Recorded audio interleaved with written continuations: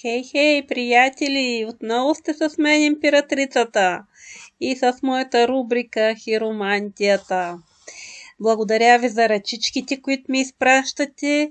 Да, не всички снимки са много добри, но което има, това използвам. Така че, за да мога да ви показвам как наистина могат да се видят много, много, много неща.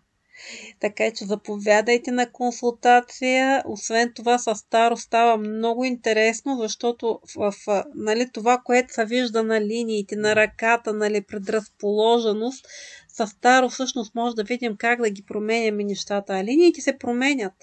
Само отпечатъците, структурата, нали, т.е. как бихте реагирали, нали, на даден житейско събитие, това няма как да го променим.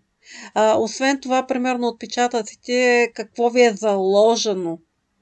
Примерно, даже за това, нали, деца казва, какво да работите, какво да правите с живота си, да намерите себе си. Но пък линиите може да ги променим. Ако има нещо, което е необходимо да се промене, разбира се. Но искам да ви покажа една ръка. Жена на 45 години. Така. Умее да печели пари, макар че може да каже, че и са малко и така нататък, но има и се случват нещата при жената. Но аз какво исках друго да ви покажа, защото това ми се наби в момента на очи, нали? Най-вероятно има едно дете. Нали, това в момента казвам ги тези неща, но не са хубави снимките. Пак, нали, оговарям това нещо, защото за мен е много важно, особено да се изпращат такива снимки, примерно с много тъмни сенки на ръцете, за да може да се виждат добре линиите. Телефоните ни просто изчистват нали, бръчките, така са създадени вече, а на мен ми трябва точно финните линийки. Така, и да видим оттам нататък. И вижте, духовен човек, активен човек, поставил се сам в живота си. Най-вероятно с интереси в езотериката. Ето ги пръстените, които има. То не е един, а 3. Така че човек със сигурност, който се занимава горе-долу, може би каквото и аз. Така. Но какво ми прави впечатление? Влезнал е човек в района на 22-3, може би 25 години. И някъде точно на този етап, или малко по-рано, може би 2-3 години, най-вероятно тази жена или се е развела, нещо такова има в живота й. Така, дали ще има друг партньор? Но лошото е, че не виждам добре линиите. Нали, което е на линията на сърцето, бих казала, че може би ще влезне ето тук в района, точно нали, един излиза, другия влиза. На линията на живота, ето тук е първия партньор, който е, но тук надолу не се вижда добре. Но, какво ми прави пък друго впечатление? Тоест не мога да обнадежда всъщност дали ще има друг партньор или не, трябва наистина хубави снимки. Така.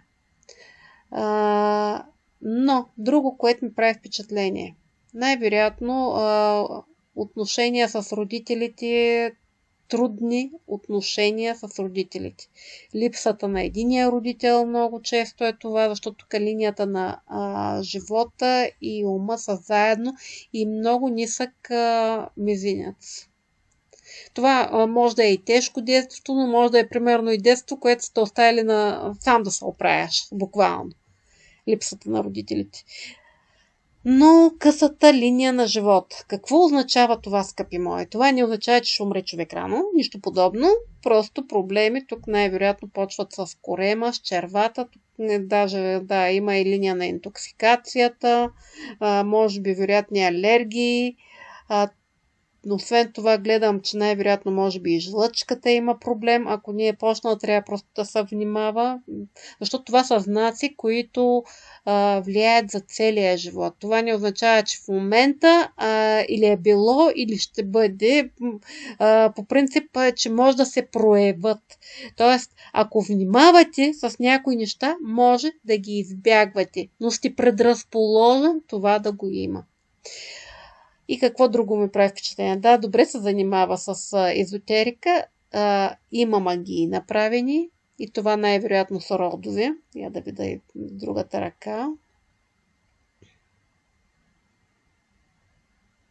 Не се вижда. Ето тук. Не са родови всъщност. Това са си точно нейни. Към нея са правени магии, значи. Но пък има много силна защита. И това всъщност точно тук идва родовата защита. Архангели, ангели. Освен това бих казала, че вече има и по гинекологията проблеми. Или е в менопауза, всъщност. Това също означава, защото скоро установих, че по гинекологията, когато жените вече влизат в менопауза, тук просто по този начин се появява, нали, че има проблеми. И честно казано, има един такъв тук интересен квадрат, се вижда, не знам дали го виждате, на Марс. И това за мен може, защото тук е свързано с партньорството, възможно човека, който е бил с тази жена, да е бил доста агресивен. Да, това не означава, че е посягал. Но то, нали знаете, че това може да е по друг начин. Постоянно ти къвги, постоянно, че ти си виновен, че нещо такова. Така че тук за мен тази жена е била с някакъв агресивен човек и най-вероятно, честно казано, това, което виждам, се е отървала. И, защото ми направи преди малко впечатление нещо друго, искам само да върна. Дали ще мога да ви го покажа. Ето тук линията на брака как отива нагоре. Все едно става като пръстен. Все едно се отказва от взаимоотношения.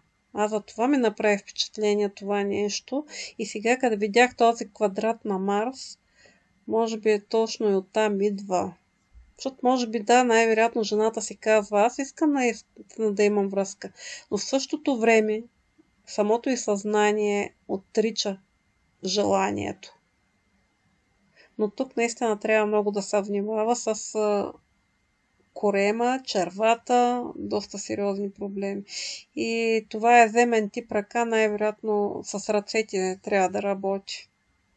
Това може да е енергия, може да лекува, да, защото все пак излезнаха тия пръстени работи, най-вероятно има някакви такива способности. Така че, скъпи мои, който иска, заповядайте на консултация. Утре имам една интересна промоция в това отношение, така че очаквайте. Обичам ви!